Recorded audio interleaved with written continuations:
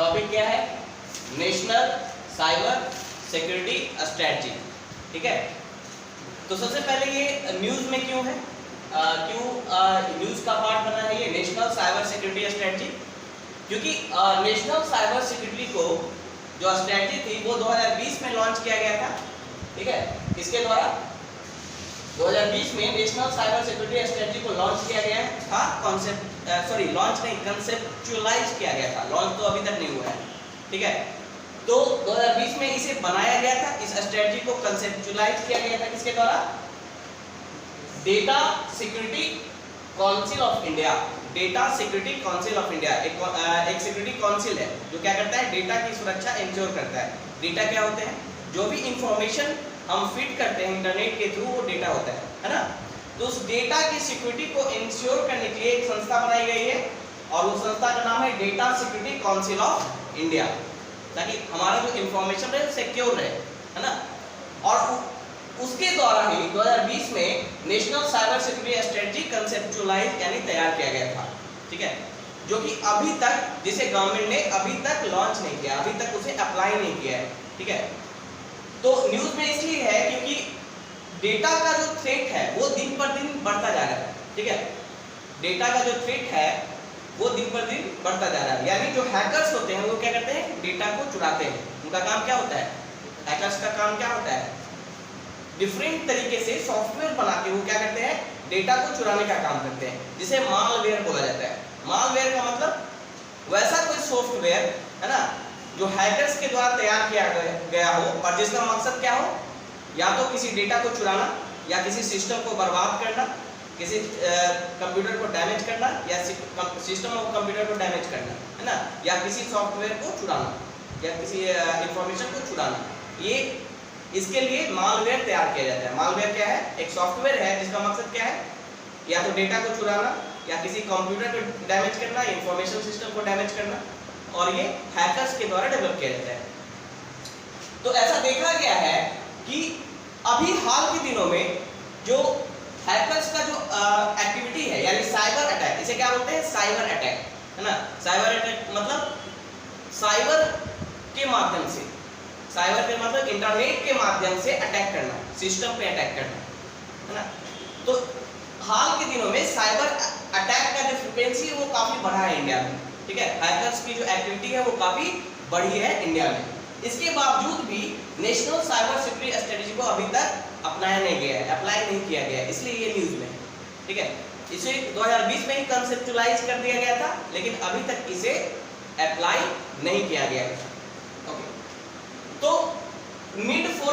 Why we need a national cyber security strategy? हमें national cyber security strategy की क्यों जरूरत है?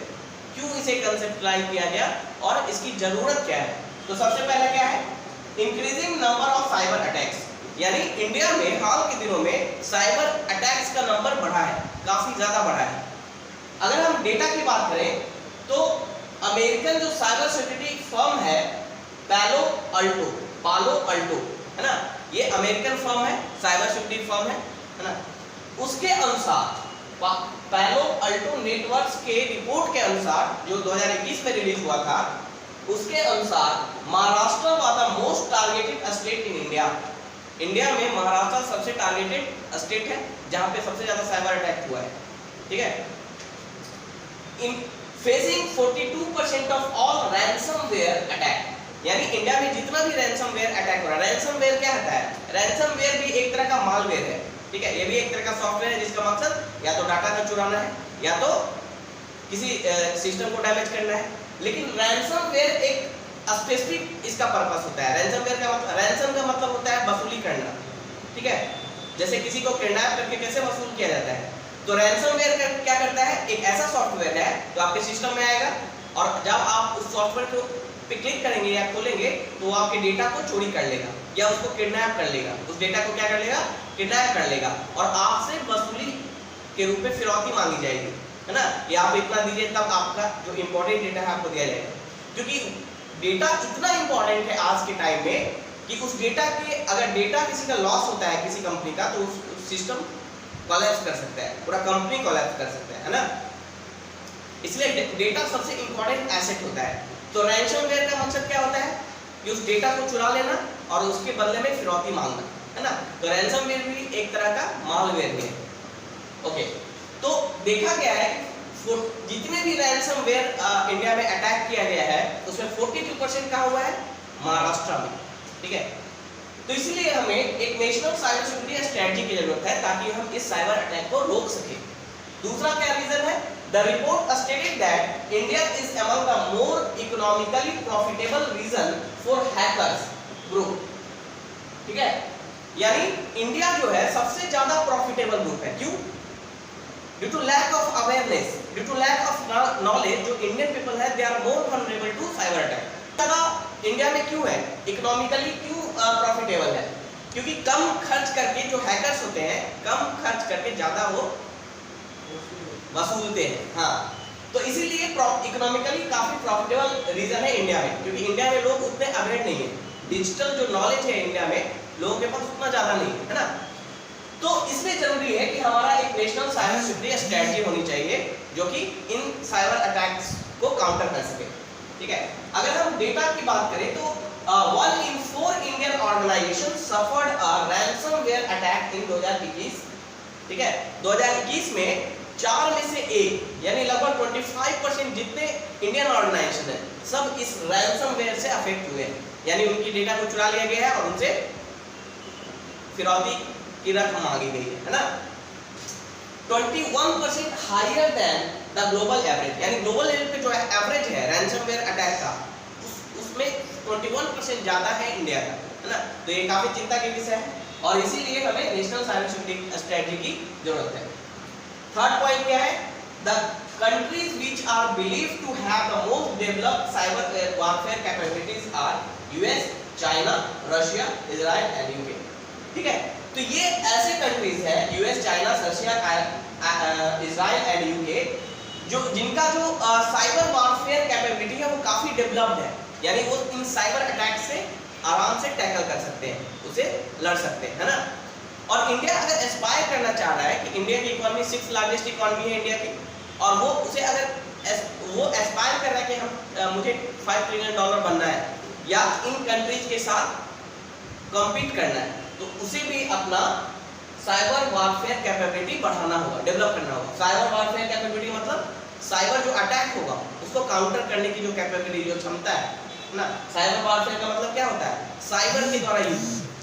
तो युद्ध के बहुत सारे, वॉर के बहुत सारे तरीके होते हैं और उसमें से एक तरीका क्या है? वॉरफेयर, साइबर वॉरफेयर, यानी attacking by software, attacking through internet, है ना। अटैक बाय मालवेयर, यहाँ पे जो औजार होगा, हथियार क्या होगा? मालवेयर, है ना। तो साइबर वॉरफेयर कैपेबिलिटी हमें इंडिया को भी डेवलप करना पड़ेगा और इसी के लिए नेशनल साइबर सिक्योरिटी स्ट्रेटजी हमें चाहिए। नेक्स्ट है critical infrastructure is getting digitalised in a very fast way. देखिए खासकर कोविड-19 के टाइम में हमारा जो क्रिटिकल इंफ्रास्ट्रक्चर मतलब हेल्थ, एजुकेशन, है ना, payment system, taxation system, maximum चीजों को क्या कर दिया गया है? डिजिटलाइज कर दिया गया है। अब सारा पेमेंट डिजिटल होता है, डिजिटल प्रेजेंस है हर जगह पे, ठीक है।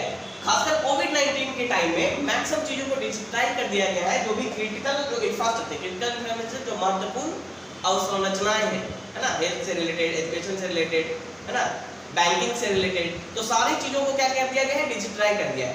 तो यहाँ पे बहुत इंपॉर्टेंट है कि डिजिटलाइज इकोनॉमी में ये बहुत इंपॉर्टेंट है कि हमारे पास साइबर अटैक से लड़ने की क्षमता हो, क्योंकि ये साइबर अटैक बहुत ज्यादा होने के चांसेस होंगे, है ना। जितना डिजिटलाइज हुआ वहाँ उतना ज्यादा चांस होगा कि साइबर अटैक हो, ठीक है। इसलिए जरूरी है कि हमारी एक स्ट्रेटजी हो जैसे कि इस अटैक से लड़ सके।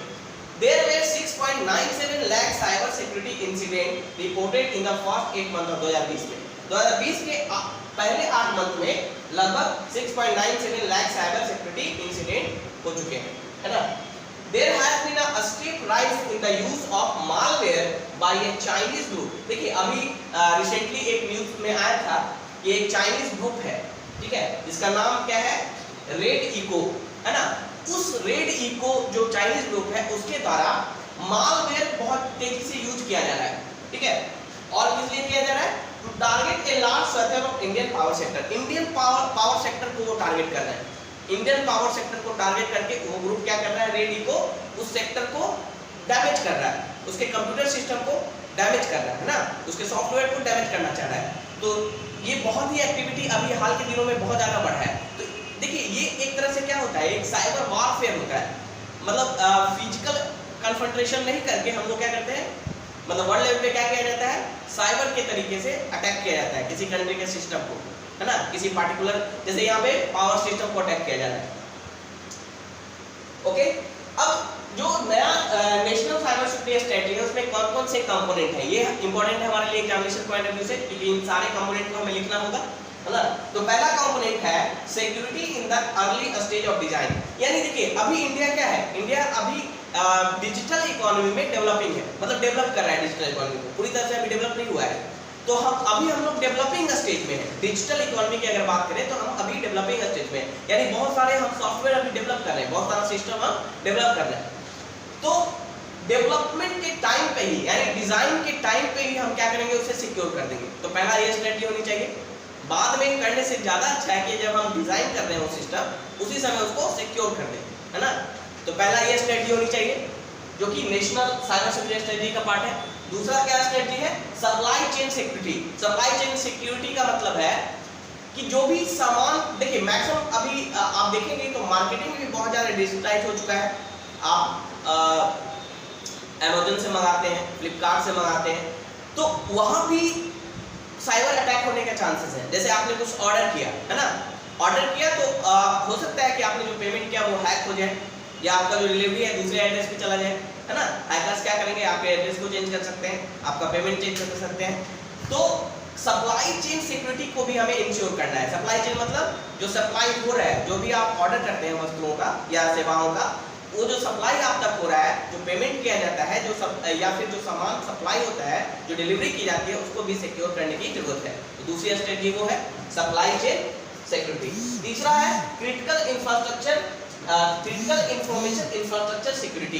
क्रिटिकल इंफॉर्मेशन क्या होता है, जैसे कि देश की कोई बहुत बड़ी डिफेंस से रिलेटेड कोई इंफॉर्मेशन, डिफेंस में कोई डील होने वाला है, तो वो लीक ना हो, क्योंकि वो लीक हो जाएगा तो देश पे वो हो सकता है ना। बहुत सारी ऐसी स्ट्रेटजी जो इंडिया नेशनल लेवल पे या स्टेट लेवल पे बहुत सारे स्ट्रेटजी गवर्नमेंट लेता है ना, तो वो उसी इंफॉर्मेशन को क्या कहा जाता है, क्रिटिकल इंफॉर्मेशन।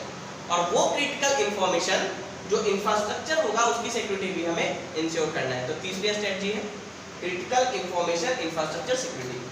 चौथी क्या है, digital payment security. Digital payment को सिक्योर करना, क्योंकि अभी जितनी भी बैंकिंग सर्विसेज आप देखेंगे, जितना भी पेमेंट सर्विसेज है, सब डिजिटलाइज हो चुका है। तो पांचवी जो हमारी स्ट्रेटजी होनी चाहिए वो होनी चाहिए डिजिटल पेमेंट सिक्योरिटी, यानी डिजिटली जो हम पेमेंट करते हैं वो सिक्योर होना चाहिए, यानी कि पेमेंट यहाँ पे कर रहे हैं चला गया दूसरे के अकाउंट में, है ना।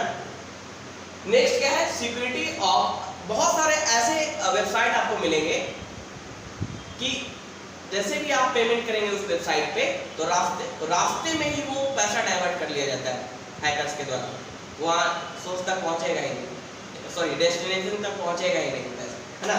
तो डिजिटल पेमेंट को सिक्योर करना है। Security of small and medium businesses. तो सबसे जरूरी चीज क्या है, security of small and medium businesses को सिक्योर करना। क्यों जरूरी है, क्योंकि मैक्सिमम जो स्मॉल एंड मीडियम बिजनेसमैन है वो उतना डिजिटली एजुकेटेड नहीं है ना।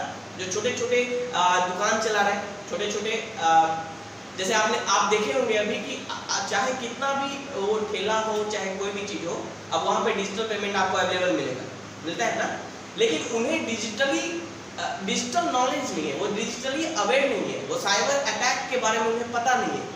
तो सबसे ज्यादा हमें टारगेट क्या करना है, स्मॉल एंड मीडियम बिजनेसेस को टारगेट करना है। सबसे ज्यादा वल्नरेबल यही लोग हैं, सबसे ज्यादा अटैक इनके पास होता है ना। तो ये 5 स्ट्रेटजी हमें फॉलो करना है जो कि नेशनल साइबर सिक्योरिटी स्ट्रेटजी का ही पार्ट है। ओके, तो this is all about national cyber security strategy.